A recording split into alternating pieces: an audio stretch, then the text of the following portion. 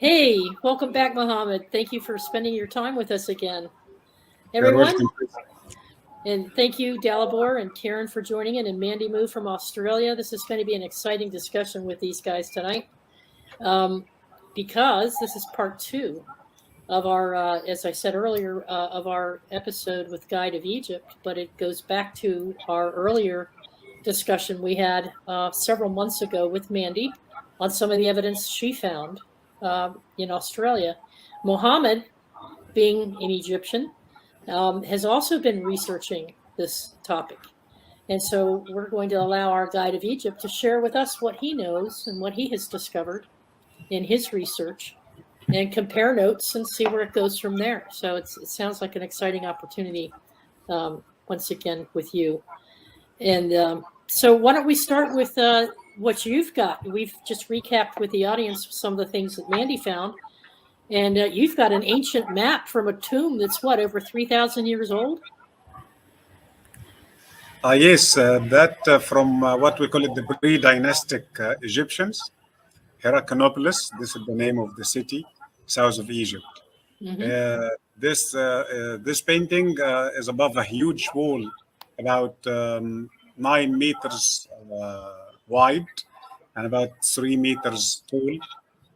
And it describes a group of people navigating. And when you look carefully to the map, as if you are looking to the ancient continents, and those are the like the people on the boats are sailing from continent to another continent. So we can easily recognize Africa, Asia, Europe, North and South America, but in the right side of the map, not on the left side like our modern maps. And also at the far right side, we have a small island, and there is a man in the middle of the island holding a kind of a stick in his hand, looks like boomerang. So we can easily call it Australia.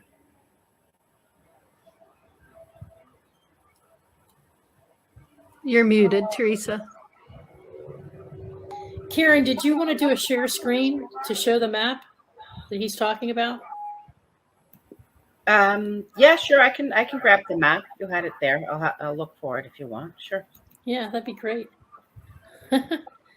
So, Mandi, does this sound like the map you were talking about all along that you wanted to see? I'd be interested to see what era it's from, but it's very interesting and very close to. There it is. Do you see it? Yeah. Okay. Greece and Turkey, Libya, Egypt, Europe. Ah, so it's going all the way over. Okay. There's a little closer up, or do you want the other view still?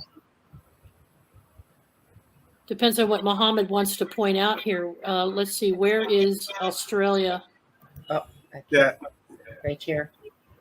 So the first map is the original one, the one without writings. Okay, but this one with writings is what we are reading. It's our way to read the map. I see.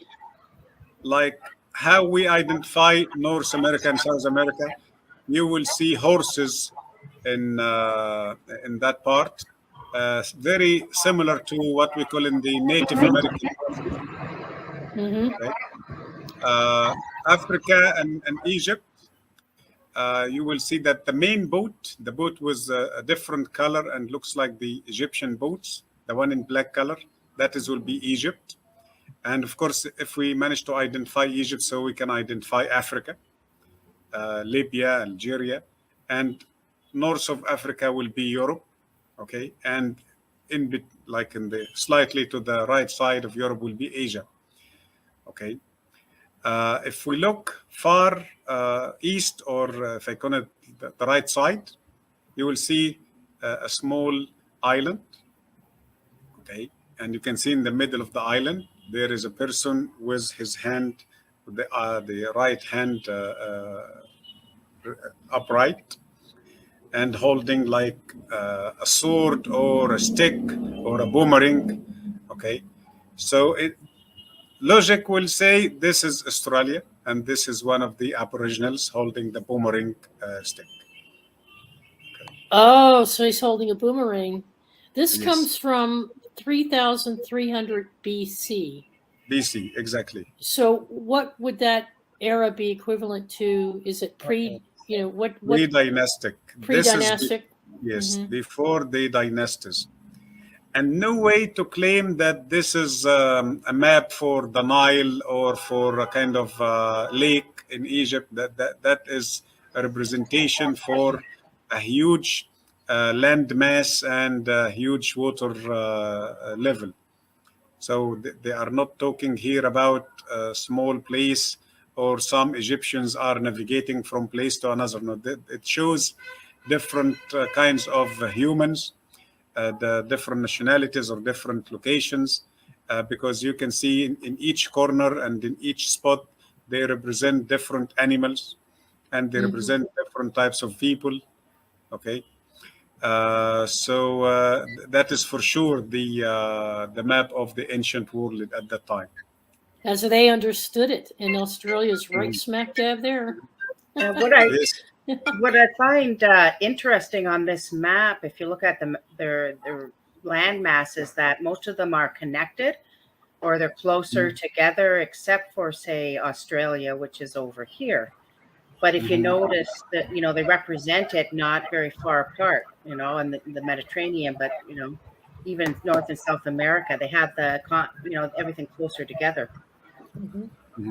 Well, it seems to me that, it's not an accurate representation based on distances, but it was based obviously on the sizes were based on their importance to the Egyptians. And, people in ancient times used to do that, where like an important person was depicted as being bigger than like an unimportant person. So I think what this map shows is that they placed great emphasis on their immediate area, but they didn't emphasize too much Australia because it's depicted as being disproportionately smaller than it actually is. And the fact that the landmass of Eurasia is connected with North and South America indicates that it may have been constructed, this map may have been constructed during the Ice Age, when that land bridge across the Bering Strait would have been navigable, would have been passable over land, Yeah, Look, I want you to pay attention to something very important, and this will be the main key to solve this problem and to explain Gosford Glyphs. That we are not, like it's high possibility that we are not talking about a professional level of a scribe or a geologist or an educated person. So most of the cases we are talking here in that case about a local person. So we are looking to the background or the production of a local person who was like 50-50. So he was not a professional scribe. He was not a professional priest to give us high quality of art and great proportions and great details. Okay. So that was the main key, because we will come to this again when we do analysis to Gosford Glyphs. Okay. I think the main fact, Mohamed, is that they were actually aware of all the other land masses and to represent it no matter how they did. So I knew it wasn't exact. That's what but just to even have them. And what I meant about is to them doing this is that there was some kind of connectedness between all of these places on this map, whether no matter how far or what. To me, that's what it looks like, meaning that they were connected to these places and they know about them. Yeah, that their perception of the world Yeah. as they knew it, and Yeah. they never, from what we've seen of their history, they don't typically document or do any kind of drawings unless it has some type of spiritual significance to them. I just wanted to throw that out there, that even though Australia is small, it's in their circle of influence, or it's in their circle of connectivity, and so it has some type of spiritual connection. It might even be considered an outpost. It's in their awareness. It has to be in order to actually document it, right, Mohammed? It's in their awareness, their knowledge. Yes, and it seemed that this person didn't only have the information as if it is oral story. No, I think he already made many trips. He sailed to many places, so he had real experience, and because of that experience, he was able to draw that map. Be interesting to, as we get into this discussion a little further, about the Gosford Glyphs, because wasn't there, the sailing ships we talked about on the last show, dating back so many thousands of years, could predate this, or it could match up. It'd be interesting to see if he's one of the explorers that went to Australia, included it in his documentation when he got back, and when he went there. So let's see as we get further along. And if you notice, if you look at Europe, there's also a much better connection with the upper left, which would be England, which also during the Ice Age would have had a land bridge connecting England with mainland Europe. So, which this map to me indicates also the fact that he's got all these different people in Europe, that they travel even throughout the mainland of Europe. An interesting piece of evidence popped up in the 1990s when they discovered a new tomb of, like, not a pharaoh, but it was a lesser noble who had samples of wheat inside his tomb that could only have come from southern Moravia, which is in my country, which is pretty much in the direct center of Europe. And how do you explain the fact that it got into a tomb in ancient Egypt? It means they must have gone there, and most likely would have traveled using the inland waterways of Europe. Because if you're going over unknown terrain, using the waterways is the most logical means of transport, if you don't know of any roads or other methods of getting there. And we know that the Egyptians, for the most part, used reed boats as opposed to wooden boats at one time. And reed boats are not that easy to dismantle, take apart, and take over like a land area, and then reassemble back together. Yes, exactly. This is the most famous story, but if you allow me, Delabor, that story is completely wrong. Not yours, of course. I'm talking about the academic story, that they think that the ancient Egyptians didn't have good chances to sail overseas because of the poor type of boats they had. But if you check all the ancient Egyptian carvings from the pre-dynastic time, you will find that almost 70 to 80% of the art during the pre-dynastic and the dynasty 1 and 2 is full of boats. All the pottery jars, or not all, of course, like most of the pottery jars from the pre-dynastic, they represent big boats. Can carry from 20 to 50 people. And I'm talking about the people who had the oars, okay?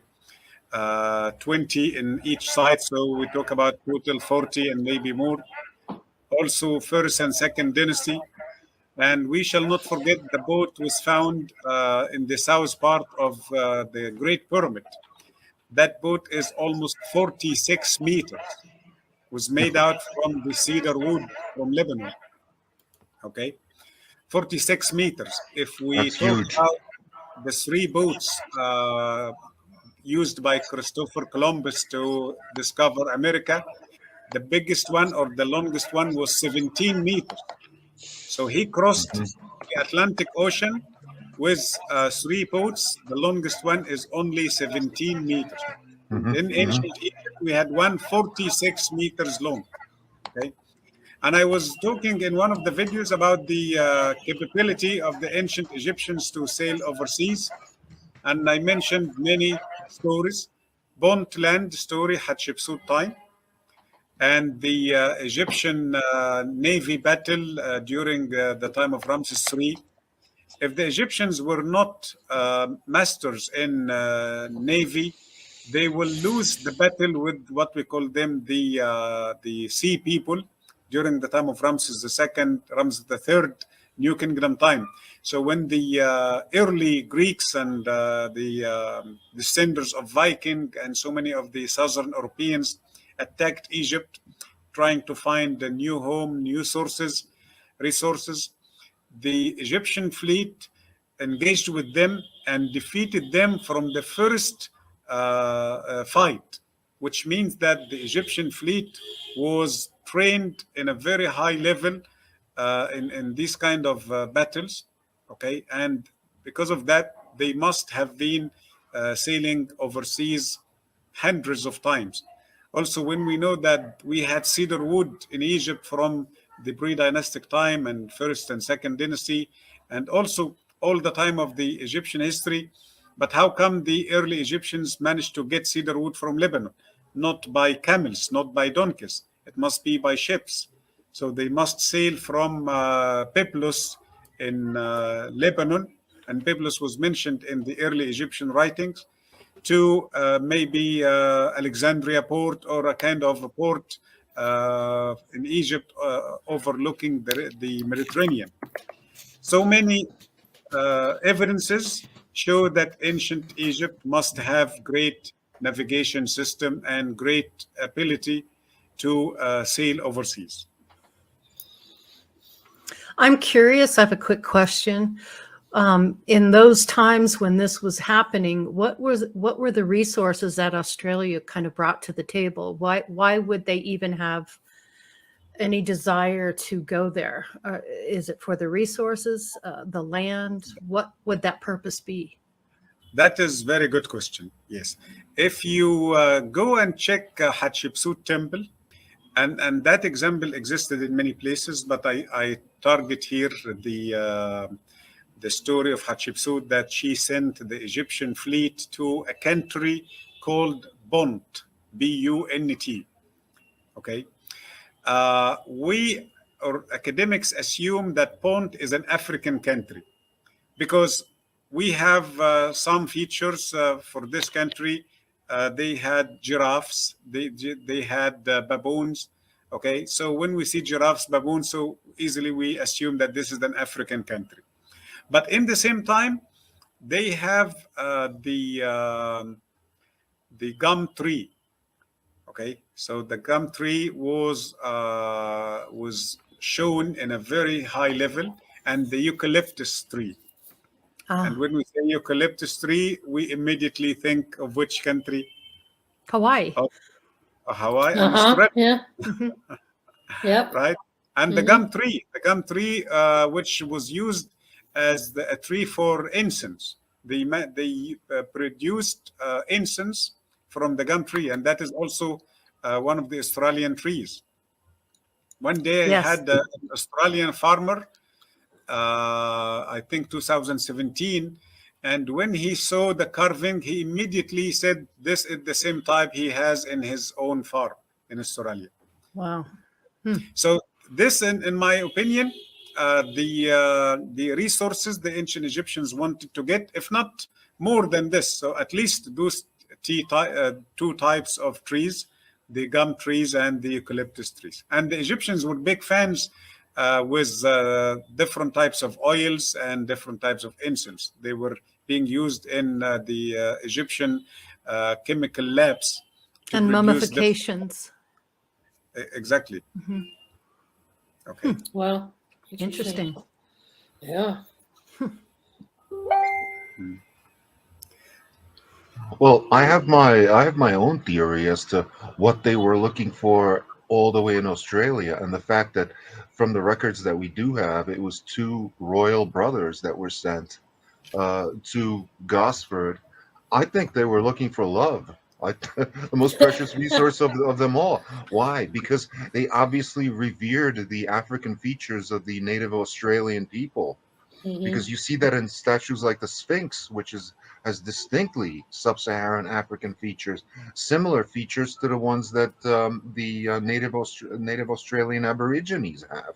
So it could have been an attempt by their royalty to mix with other races and to make their own race better in some way. They That crossed is the ocean blue, the Bering Straits for love. Yeah. I mean, that's what I'm getting because, Great. yes, Australia is rich in gold and various Mhm. minerals, but they would not have used those other minerals because, for example, aluminum wasn't discovered until the 1700s. And that's one of the main resources of Australia today. So they would have only used the gold, and for them, it would have been cheaper to find gold in places like South Africa than Australia. Maybe and they Egypt just has lots of gold, by the way. Egypt has lots of gold too. Yep. Yeah. Yes, but I'm interested in your theory, Delabor, and if you allow me to enhance the story a little bit, maybe yes, they were looking for having connection with other races or visiting their relatives, Could because be. I have very interesting story that all our ancestors one day were together in Egypt, either this size of Egypt or bigger Egypt. My guessing was bigger Egypt, and the what we call them the 42 tribes, the source of humanity. They went out of Egypt. Some went north, northeast, north, south, south, southeast, southwest, and they created what we know as the world. So they were visiting their ancestors. And by the way, one visit to the Egyptian museum and having good, careful look to the faces of the statues, especially the old statues, you will see that we have almost all the features of human races in ancient Egypt. Uh, uh, This is true.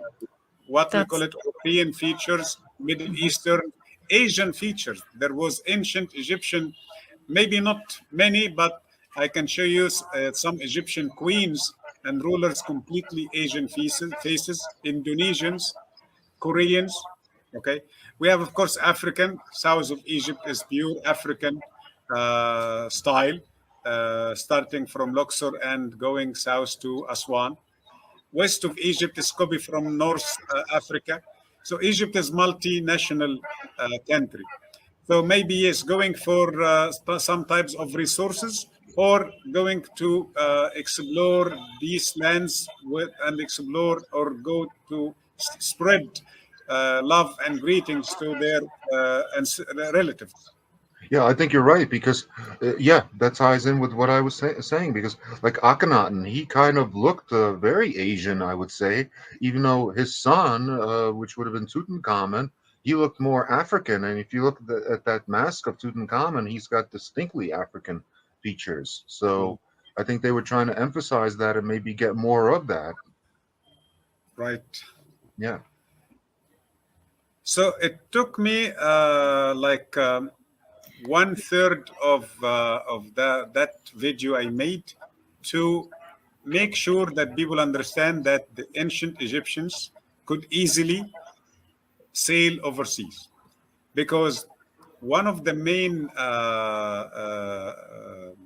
negative evidences against the Gosford Glyphs, that they say that the ancient Egyptians didn't have the ability to sail to Australia.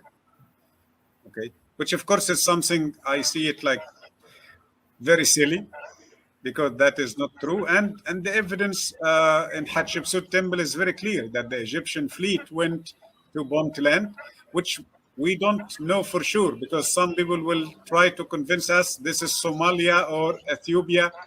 It's a nearby country, so this is the maximum or the far uh, country they could go. No, no one can tell where is Puntland. And if I put my own logic, we must look for a country with giraffes. And the country with giraffes in Africa is Middle Africa or South Africa. Hmm. So they must Mhm. have gone far from Egypt. I have a question. Yeah, so do I after. You go ahead first, Teresa. Okay. Thank you. Could it be that we're looking at it in the reverse? Could it be mankind really does like to try to seek out its origins? We try to visit places where our ancestors are from. So could it be that they were actually, the Australians were visiting Egypt, sharing their technology with early pre-Egyptian societies, and the Egyptians wanted to seek out that connection to go home to Australia, to that area of the world where they think they may have partially originated from. And we're just looking at this from an Egyptian perspective, that Egypt did all this traveling and took all this technology to these other places and colonized them. But maybe it was the other way around. Maybe that was their origins. Look, it is possible. What we can say, because we are not very sure who started this relationship, but what we are sure that there was relationship between Egypt, ancient Egypt, and ancient Australia. That is something for sure, because we have the boomerangs in Australia, and we had boomerangs in pre-dynastic ancient Egypt. Okay, so that connection, yes, that connection is not just during the dynasties. No, it started from the pre-dynastic. So we're talking about before 3000 BC. Could be 5000 BC, 8000 BC.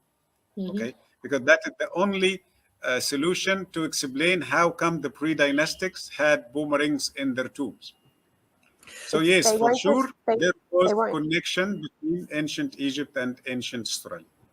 They weren't just boomerangs. They weren't just boomerangs. They were actually boomerangs found in the tombs were carved from blue gum, from Australian wood. So yeah, not only that, they also found different marsupial bones and things like that. Not only from the places where we find artifacts, but also from the Kimberley's region, I believe. So yeah, they found a whole bunch, and I believe they also did find some gold, which had a DNA tracing, which was found to be Australian gold. But I'm most interested in, I'm very interested in the solar barges. Like, I know it's a bit far out there, but we really assume that they travel like we did. We know that we can't do anything like they did. If they put the pyramids together, like, we couldn't do that type of stonework now. So we're assuming that they traveled by sea, because that's how we would travel. But if you have a look at things like the golden disc, so I find the golden disc quite interesting and have a bit of a theory that they had solar barges. And in the same way, we know that there were certain energies that came out of the pyramids that we can't explain, and they're broken down in some ways. And if you have a look at how we send out satellites to space now, they're making golden line umbrellas, and they're shooting them with lasers. So it doesn't, if they did this in Egypt, because we know they worked with light and sound. I'm also looking at the boomerang as a sense of frequency, because it has a very unique sound when you throw a boomerang. And the Aboriginals, as well as the Egyptians, were both very savvy with frequency. So yeah, I'm just wondering about the use of the solar barges, because there were some barges that were found with use of, they found evidence that they were used in the water, but not necessarily seawater. Interesting. I agree exactly, Mandy. I guess maybe we talked a little bit about it, and it makes sense to me as well when I look at everything energetically. The pyramids are all over the world, because I've traveled a lot of the continents, as you know, and we have pyramids everywhere, including I discovered here in the United States as well. Yes. Well, there's one up in the Yukon, for goodness sakes, when I was up there. But that they call a mountain, but I look at it and it's a pyramid. But anyways, so they're all over, and then the obelisk as repeaters in the energy systems. And you're right. So I kind of look at it as sort of energy lines or grid lines that they produced throughout the world to travel on these lines all over the world that were connected. And then when you got on one of these energetic lines that they produced, energetically tied together, you would be trapped, it would transport you energetically almost instantly to that position. So it's almost opening up sort of, I don't care if you want to call them portals or gateways, not quite, but they're at it. energetic lines, that they produce. Mhm. Energy. So it's quite funny because around Gosford, you've got a big stone formation known as the Three Sisters.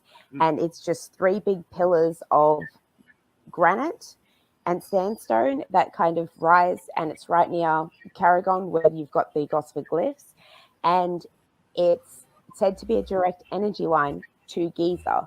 So it would quite make sense if they could do that, and this, say, particular stone formation created a similar frequency or something they could connect to. It would make sense on why we found evidence of them there.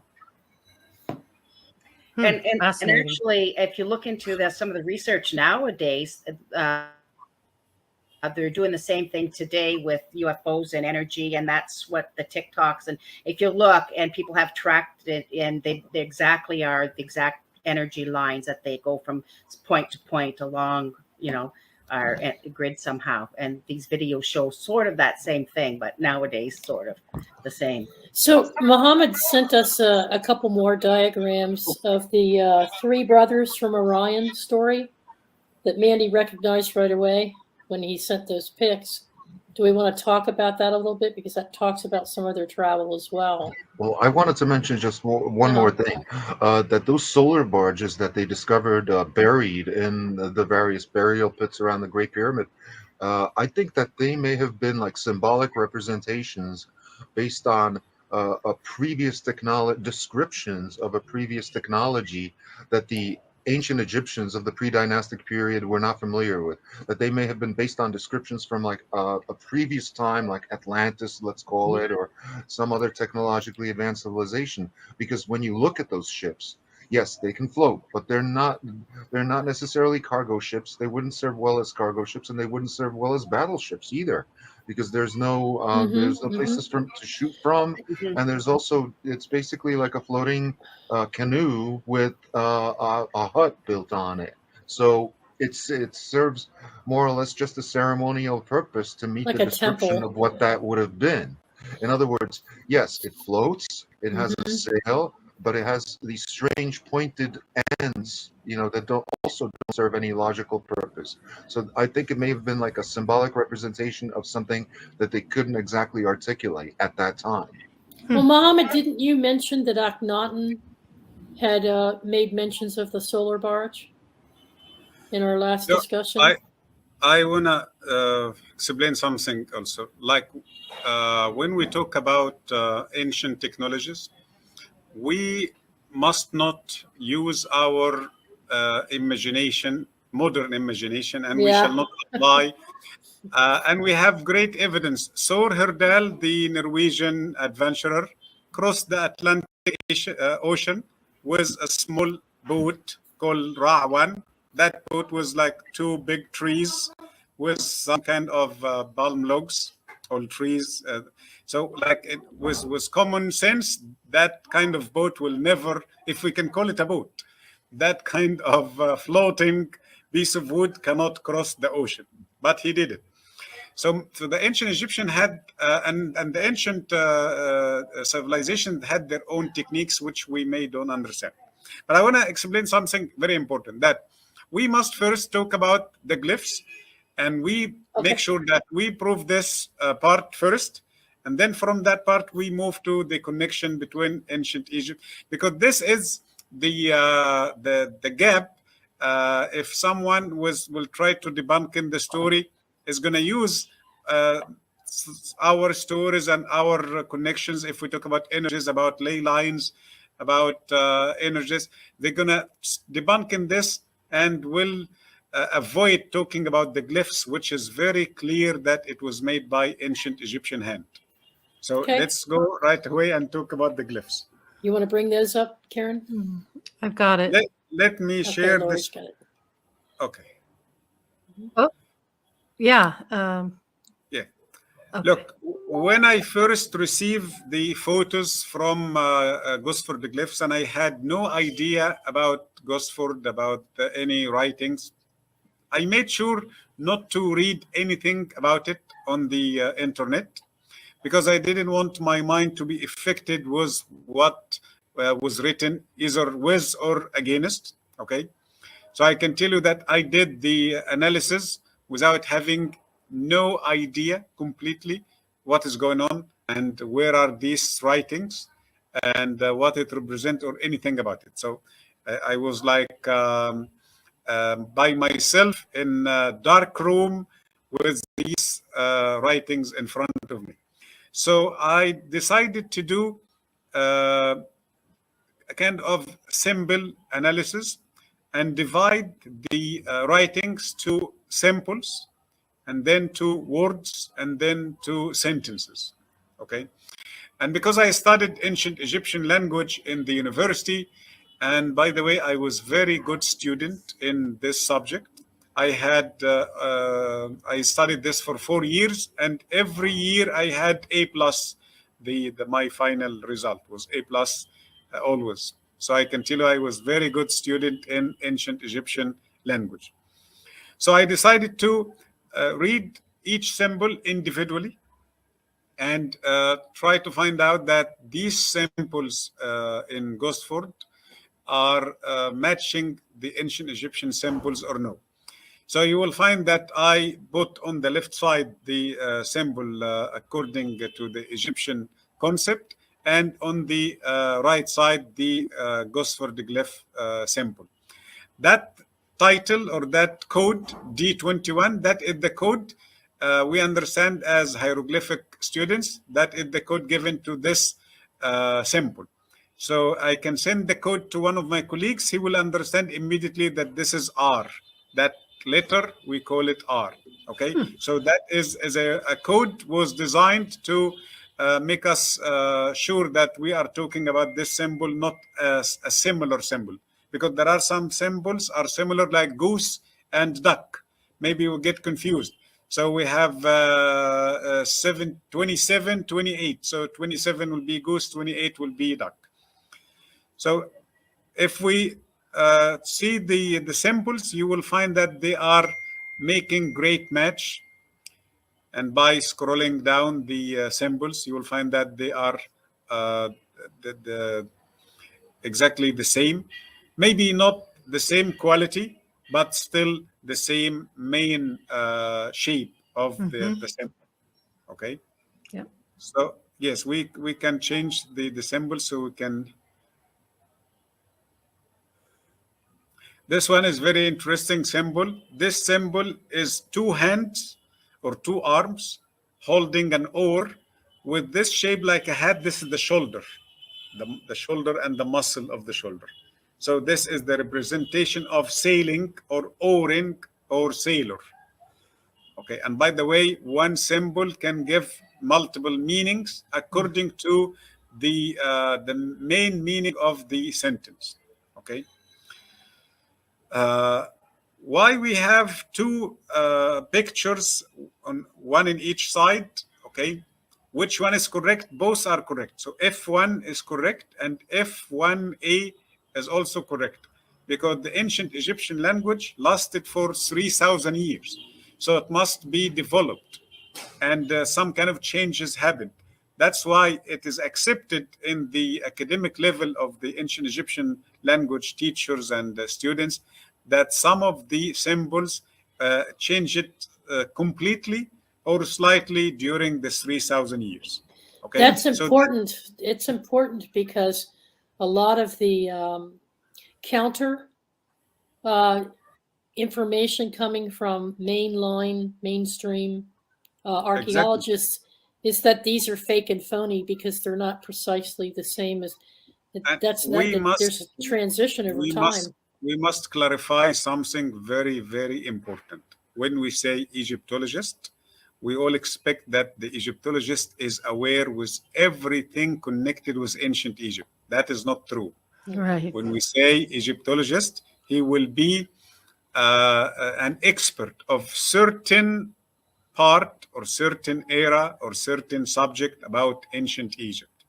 He will have, maybe, or she will have general idea about all ancient Egypt, but not expert in all ancient Egypt. It will be just one part. And by the way, the ancient Egyptian language is not part of this. It's a separate study. So you can be an Egyptologist without having the ability to read ancient Egyptian language in a good way. Most of the Egyptologists can read the famous symbols like Ankh, Nefer, long life, beautiful, the word Chet, power, some of the titles, okay? But to read the full text, that needs from the Egyptologist to go and do this separate study of the ancient Egyptian language, okay? So when I looked to the individual symbols, I found that they are all matching each other. The one written on the walls at Gosford and the one at the dictionaries. And then I moved to the second level. I found that words, so I was looking for words. So those symbols are just symbols, because sometimes you can come to Egypt and buy a statue and you'll find some nice hieroglyphic written on that statue, but they don't make any sense, okay? They are just bunch of ancient symbols. So I was trying to figure out if this is the same in these writings, or there is a combination of a group of symbols creating certain words. So I found, yes, there are several symbols, either 2 or 3 till 6 symbols. There is a word called sha'd. Sha'd means to divide, from 6 symbols, okay? And after I managed to find that there are symbols, individual symbols, and then there are words. So what about sentences? I found that these words are creating big sentences, and it makes sense, and it gives good meanings, okay? So I can tell you that work was done very slowly, was done with a kind of accurate work, because if you claim that it doesn't make any sense, I give you the symbol, I give you the dictionary, and you can use it yourself. You can check.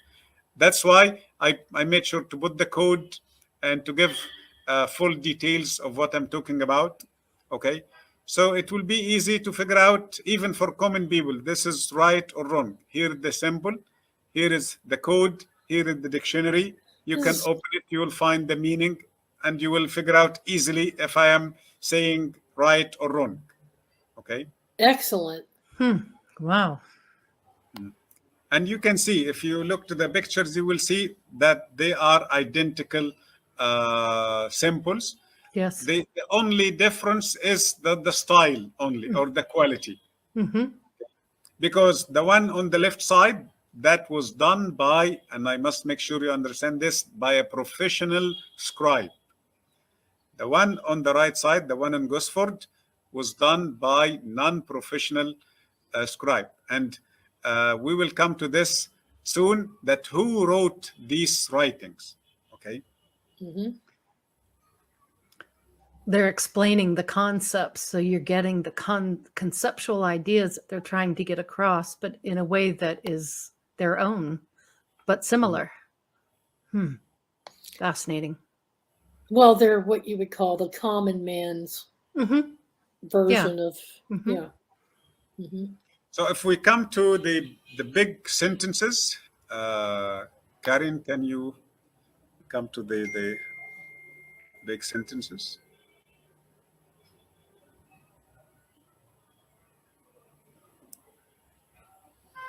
Wow, it's just so much. Wow, wow, wow. And by the way, I didn't send all of it because there are so many. Okay, so here it is. This now is our first big sentence. Okay, you will see the upper level. This is the sentence on Gosford Glyphs and Gosford, and the lower level is how I reconstructed the writings. Okay, and I can tell you, I was very careful choosing or trying to figure out the symbols. Okay, because I cannot deny that the quality of some symbols are very poor. Okay, because of 2 reasons: because of time, and some of the symbols deteriorated, and it's not in a good condition anymore because of weathering, and also because of the font, or the one who wrote this. He was not, as I said, professional, so he didn't make it perfect. Okay, but I will show you later that he made some tricks. Okay, or let's say he made some designs, and because of these designs, I understood that he was 100% was an Egyptian, ancient Egyptian, because he was aware with the style of writing. Yes, maybe not professional, but he was aware how to write this, how to make this leg with this knee. Okay, so here it says حكا حنا where S between brackets here, it means that we understand this by logic. Maybe it's not there written, but we understand that it is there. So حكا حنا where S بنو خبر نفر عجاب. And the word ajab here is very interesting word. So it means that the ruler and the chief of the foreign land, the ruler here is not necessarily a king.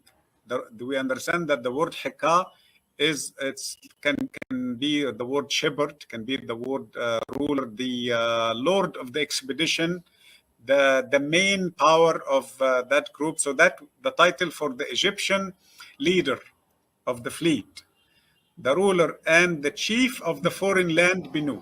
So the name, the ancient name of Australia, according to ancient Egypt, was called Binu, Binu land. That is the name of the place. Okay. Have no deception or zero deception. Okay. The word nefer, if you ask any person who has good idea about the Egyptian history, what does it mean? Nefer will say beautiful. Beauty, yeah. It's, right? Beautiful. Including me. But nefer here means zero. Huh. Because the context in which it has no zero. Okay. If this was faked by somebody, he would use the word nen, which in English became none. Okay, so we have double N. Nen means not, or like it's a negative expression. So we'll say nen ajau, no, or they don't have or have not this deception. But he used the word nefer, which means zero. And as I told you, very few of the academics who recognize that nefer means zero. Yes, it is written in books, written in hieroglyphic dictionaries, but because we don't come to this example often, so we don't understand, or we are not aware much with this strange meaning, or we call it strange because for us it's strange, but for the true ancient Egyptian it is not strange. Okay. Yeah, I find it the interesting word in here is deception. The use of the word deception to describe the ruler and the chief of the foreign land.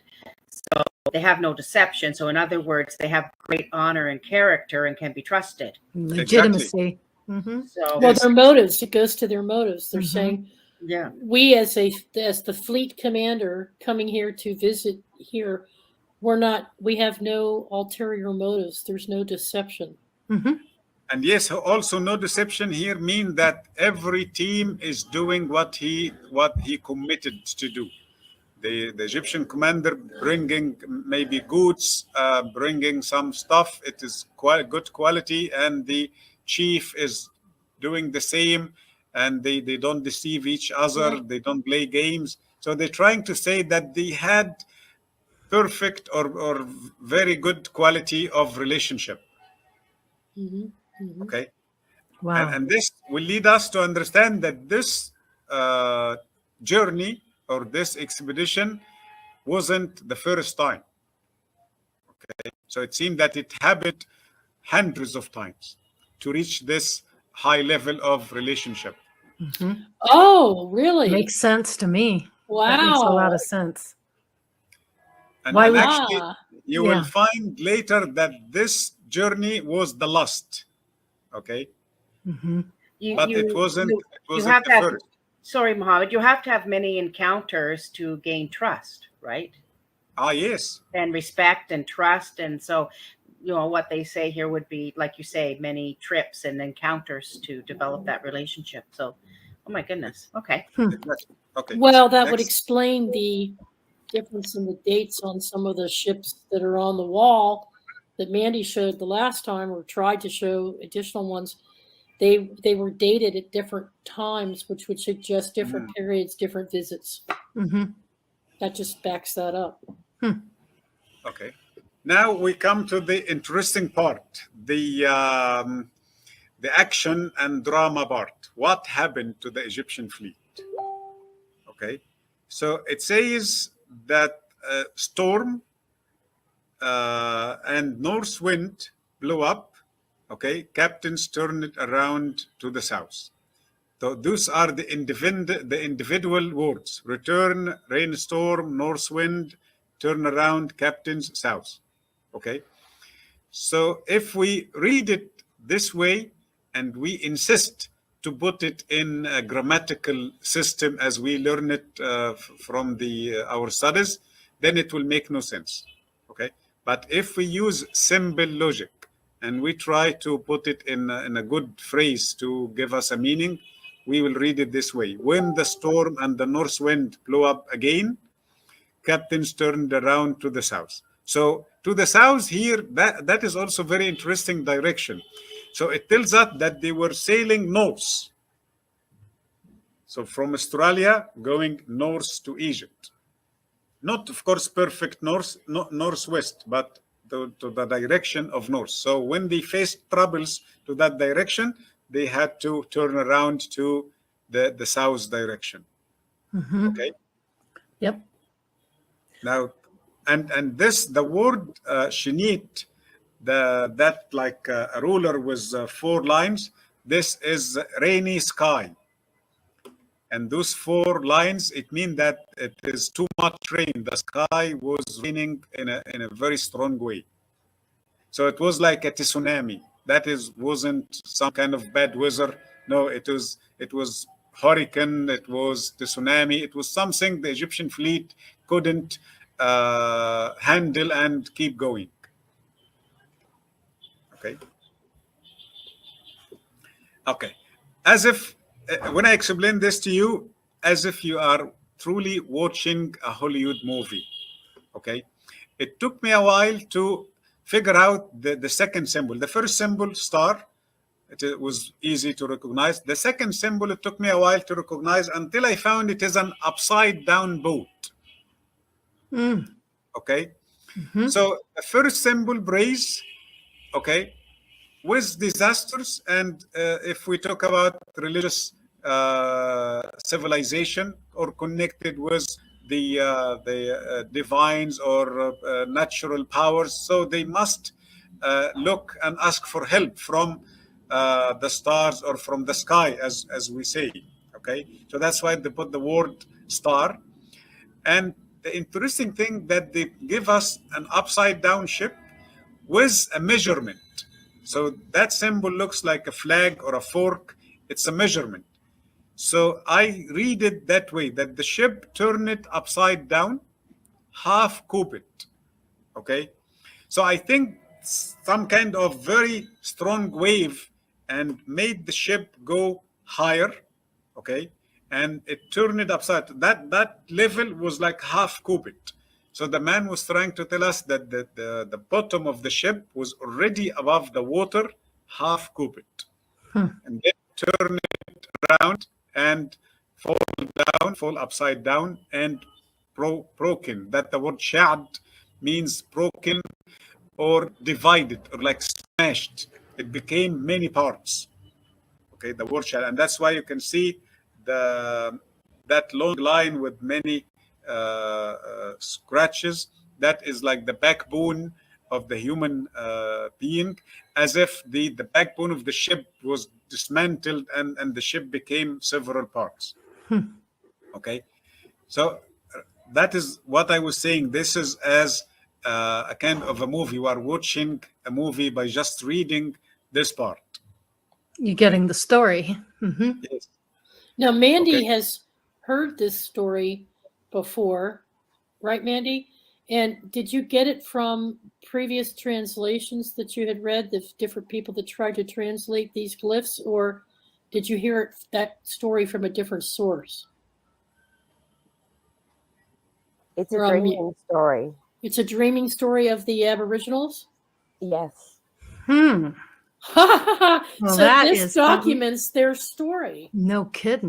So the dream story. Okay, Ruby, hop off. No. Poor Sorry, Ruby. Ruby can't understand why we're awake so early. Yeah. So the canoe in Orion. So they show Orion as a sky canoe, and they say that there was 3 brothers who fell from the canoe. Hmm. The 3 brothers that fell from the canoe. And this was 2 Yeah. brothers from Egypt that sailed. Plus there was a third one that may have been a priest. It kind of correlates. Interesting. Okay. Yes, Good. I'll send through the information through too if you want. Okay. So again, I wanna like make this statement that all these explanations based on my understanding of the scene with the help of the dictionary, and I didn't do anything against the dictionary, or I didn't add any symbol not listed in the dictionary. So I didn't fix. Sometimes, when you see a puzzle, you can use your imagination. You can fix the symbol to match another symbol, Okay. And that's why when I came to this part, that first symbol looks like something with a wing. Can you see it? Like a lock of hair with round thing. Okay. With the word with next to it. Okay. When I came to this part, I had a terrible time because I opened the first dictionary I have. It is not there. It's not listed in that dictionary. So I said, okay, I have 8 dictionaries, by the way. Okay, so I first, second, third, fourth, 7, 8. It is not listed in the 8 dictionaries I have. So I like, what? I was surprised that this is now something weird. Why this symbol is not there? Okay. I was trying to find out what happened. So I checked the dictionaries like 1,000 times because I know the symbol.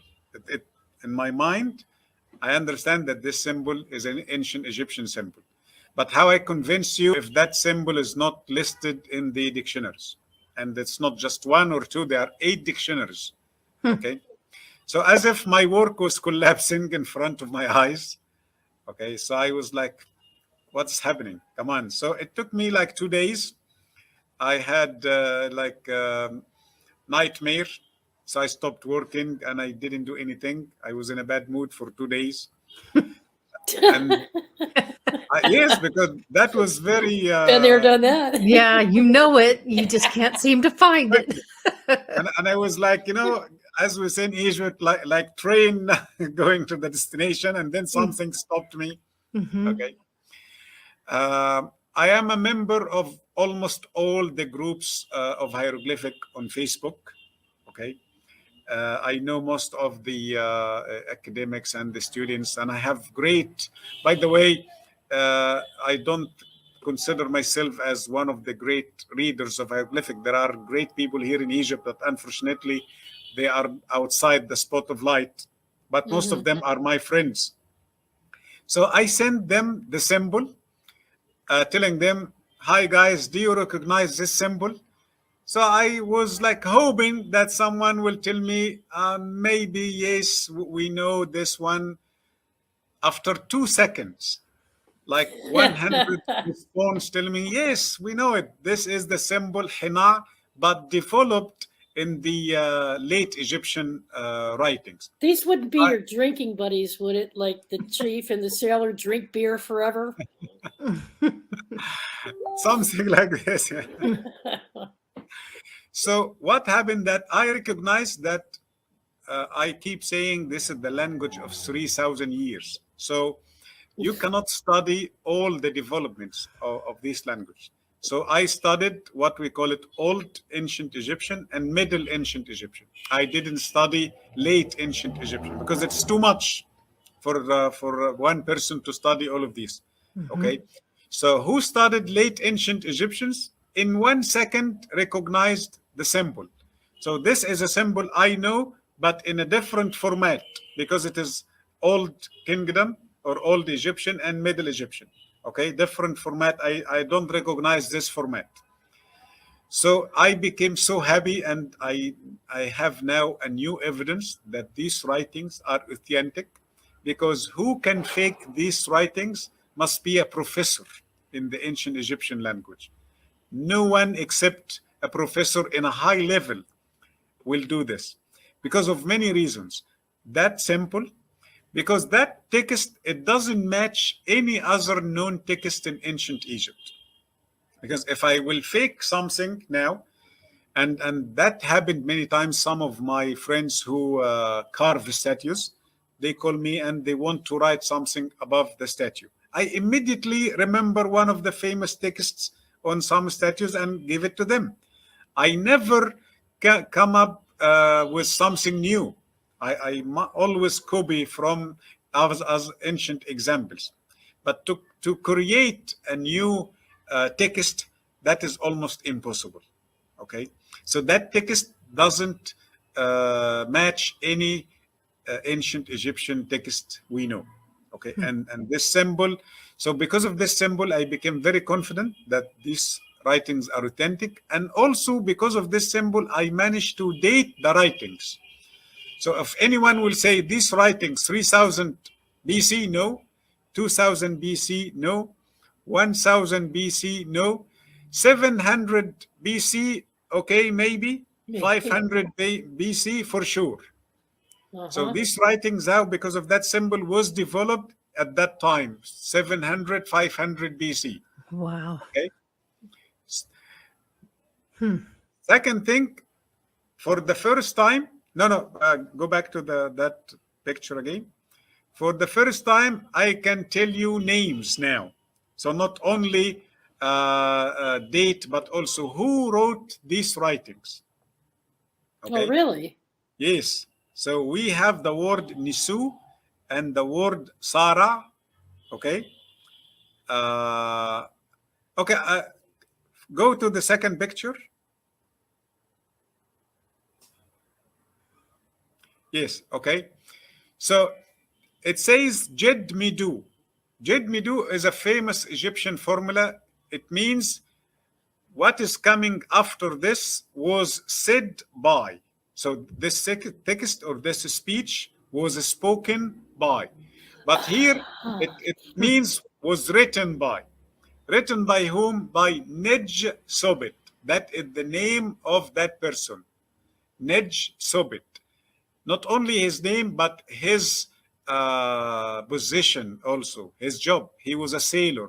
That title means sailor. And this gives us great evidence that why the quality of the writings are poor. And this is one of the main reasons that so many people debunk in this and they say it's fake because of the quality is not perfect. Because yes, it's the sailor who wrote these writings. He was a beer drinking sailor. Yes. So he did great job doing this, by the way. Okay. So that was a sailor. And it seemed that he was not the only person who shared these writings. There was another person. So if we go back to the first picture, the earlier picture. So, not the first one. He meant the first one with the sailor. Yes, with the sailor. That's, yes. That there, here you go. So it's saying Nej Sobit, the sailor with, okay, and drinking beer forever, okay. As you said, yeah, I think this is a famous behavior with sailors. Okay, like one of the Caribbean sailors. See, nothing's changed over millennia. No. Well, maybe, A or pirate. he may have been saying that he was drunk when he wrote it. Okay, so here is the title of that person. So it seemed that he was a royal relative or son of the king. Okay, or maybe he had a kind of honorable title. He wasn't that a great title, so he didn't mind to add a title to himself. But what I'm sure that about that his title as chief sailor is correct. So that person was the captain, Nefer Sobit. So we had the regular sailor, and then we have the captain himself, was part of the story. Wow. So now we are talking about two people did these writings. And according to my friend Yusuf, and I must mention his name because he shared with me deciphering these writings. Okay. And Yusuf is also a very talented stonemason. And he recognized that the style of the writings is not the same. That the writings on the right side, on the right wall, are not the same hand style of the left side. So two people made these writings, not just one person.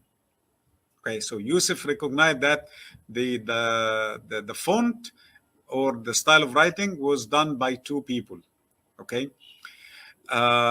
Later, because I became very busy with my tours and I was writing my book about lost technologies of ancient Egypt. So I don't know what happened. So I ignored or I didn't pay attention to the writings anymore. But one day I felt interested again. So I checked some of the symbols and I found the title priest. So there was another person, third person. So sailor, captain, and priest. Priest. Yep. Yes. I was wondering where the priest would come in because there's always a priest. Okay. Always a priest there, given their input.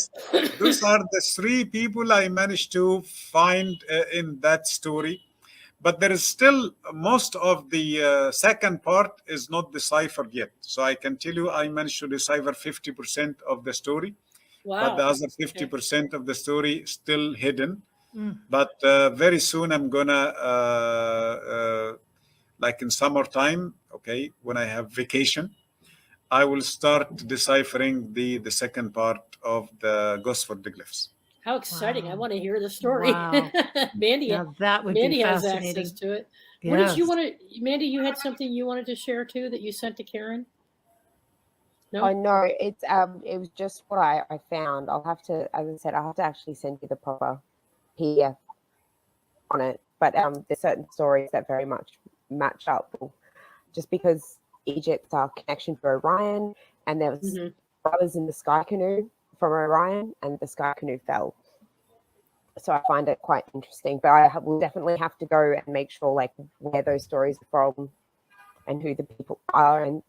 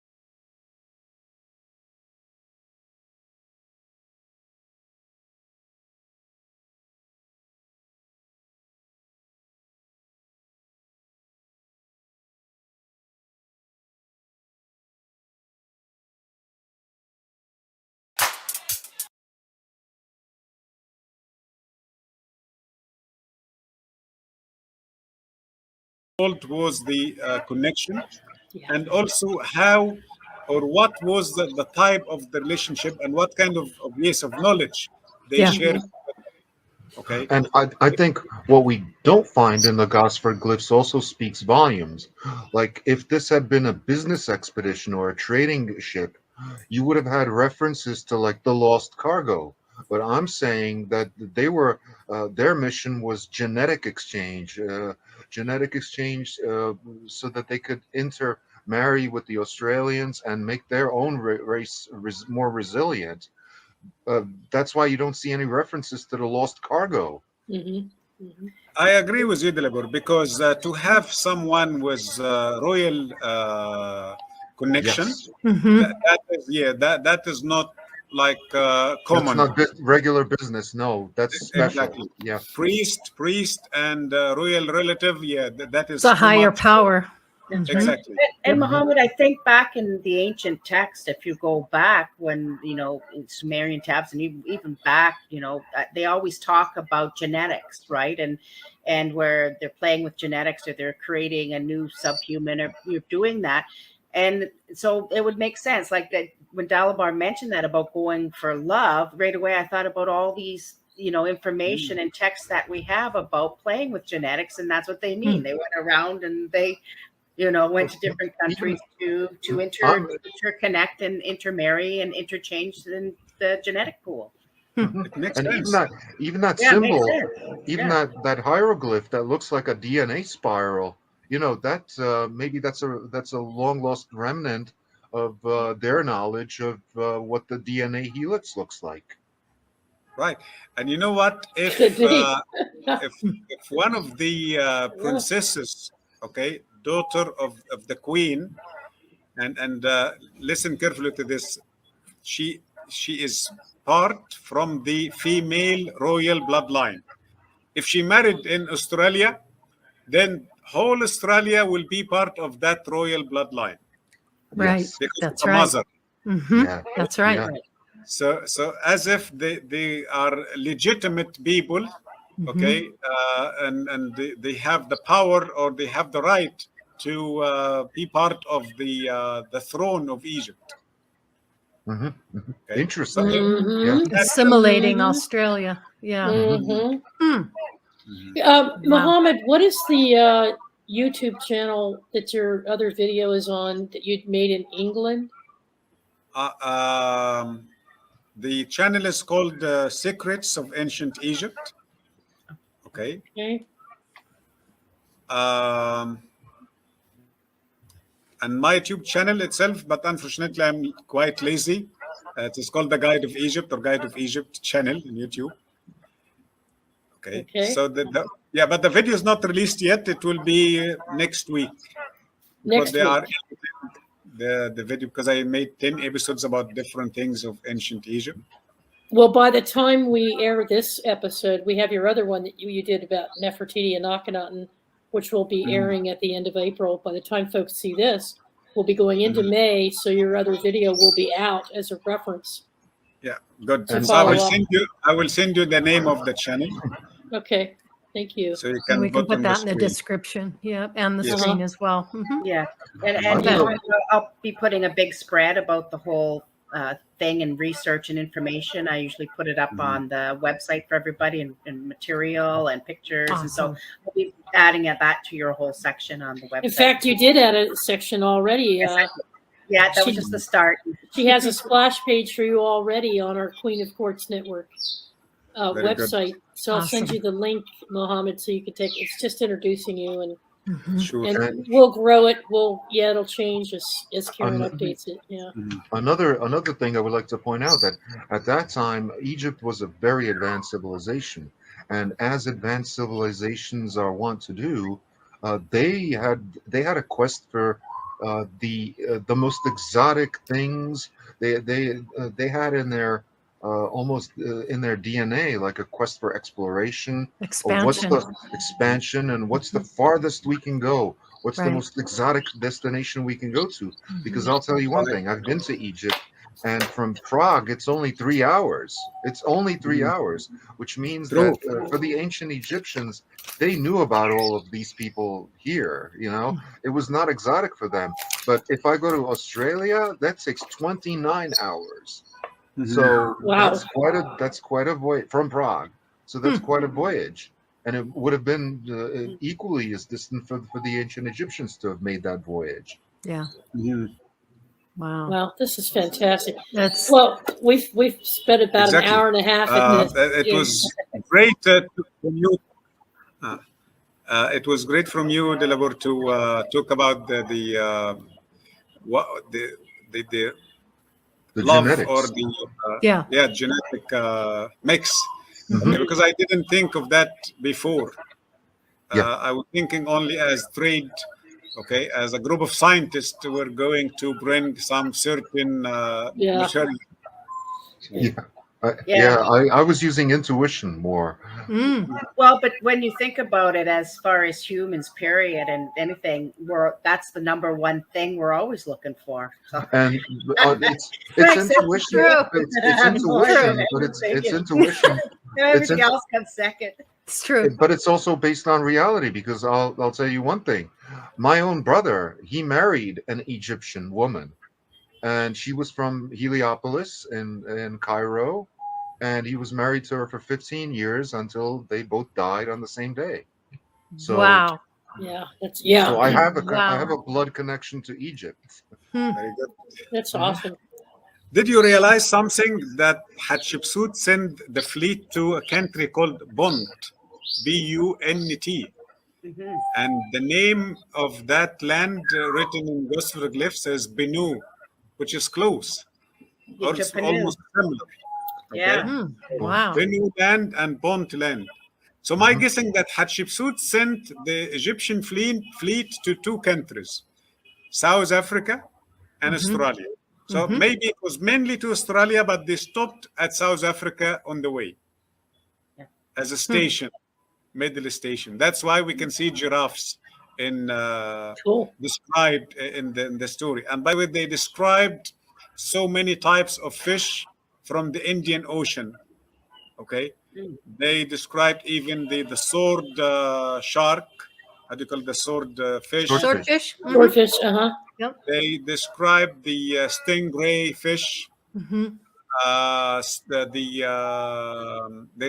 calamari, the squid or squid, shrimp, different type balloon fish. Okay, and there is a fish I was told also by some Australians that this is close to North Australia with like a long antenna above the head. The Okay. anglerfish. Yeah, Yeah. anglerfish. So that is another evidence that who described these animals or these sea lives, it wasn't his first time to see them. Yeah. Okay, because if I see a stingray fish maybe 5 or 10 times, I was still not able to make good drawings of it unless I saw it hundreds of times. And maybe it's in front of me, and maybe I had some of these fish, okay, in a basket or something like this. So Well, I'll it tell you, wasn't- there's a whole lot more of the story to come as you continue to decipher those Right. glyphs. I do want to mention and see if there's a way for the gateway. Anybody here? We have several people in Australia. Some have connections to the elders. I know you have a friend who might be an Aboriginal elder. You want to actually go to Australia and visit and actually see the glyphs, because you've done all this from photographic evidence, have you not? You haven't physically been able to get there, have you? yeah. Or get permission to access those locations, right? My near future plan is to go to Australia when everything is settled down, and maybe make like a short conference about it, and give a very good presentation about Gosford Glyphs there. Wow. On site once you're Yeah. able to get access. So if those of us, of our community who have relationships with tribes and folks in the area in Australia, and even the elders can keep that in mind, might be able to help you coordinate some of that on the ground and collaborate a little bit to get information through that process. But And we're the good news is that the Gosford Glyphs have been declared an Australian national monument as part of a national park. So those are protected. yeah, So it's good news and that not is so good news. it is de facto like recognition of their authenticity by the Australian government. Very good. It's good news, very good news, and maybe not so good news in some cases because they control the access totally. Yeah. And any information that you try to get out. Mhm. So that will be a For any hurdle. exploration, A hurdle. because they say that there's underground structures near there that are exactly the same as tombs found in ancient Egypt. Yep. Mandi was showing some of that on the last show. Yeah. The coffin, the design of the coffin, and more of the story. So Mm-hmm. anyway, we need to wrap it up. It's been a while, and boy, we're sure looking forward to Loved it, Mohamed. continuation. Yeah. Thank The you. next show. Yeah. Mhm. Looking We've got forward to another session coming up with you about stargates. Okay. And yeah, and I think Nice. there's a fourth one. There's a fourth one you decided on last week. It had to do with cycles. Was that it, Karen? Yes, the 5 cycles of the sun. The 5 cycles of the Yep. sun, right? Perfect. Interesting. So I'll be putting those all up in your section there. So that'll be Great. Yes. Great. Really appreciate you spending time with us. Absolutely. Yeah, we're honored, so honored to Yeah. have you. And thank you for sharing your knowledge and your work and putting it out there. It's amazing and so appreciated. Yes. Yes, so we got a link to your tour guide websites because that's another thing I wanted to point out to folks. When you get a chance to go over there, click on it and get to his website for Sabba Tours. Because SabbaTours.com, yes. Perfect. Yeah, because in the introduction we talked a little bit about. Yeah, it says Sabba Tour without S. SabbaTour.com.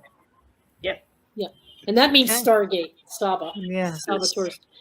But it's a very unique and different kind of a tour. So you want to take a look at it because he talks about a lot of things that traditional archaeologists and Egyptologists wouldn't even consider talking about. So it's that bridge that links the two. So absolutely. Anyway, thank you so much, and we'll catch you the next time. And folks in the chat room, if you have any questions, just send us an email, and we'll make sure we hook up with Mohamed, or you can check out his website and talk to him directly. All right. Excellent. Good night, everyone. Thank you. Thank you so much. Bye-bye. Bye-bye.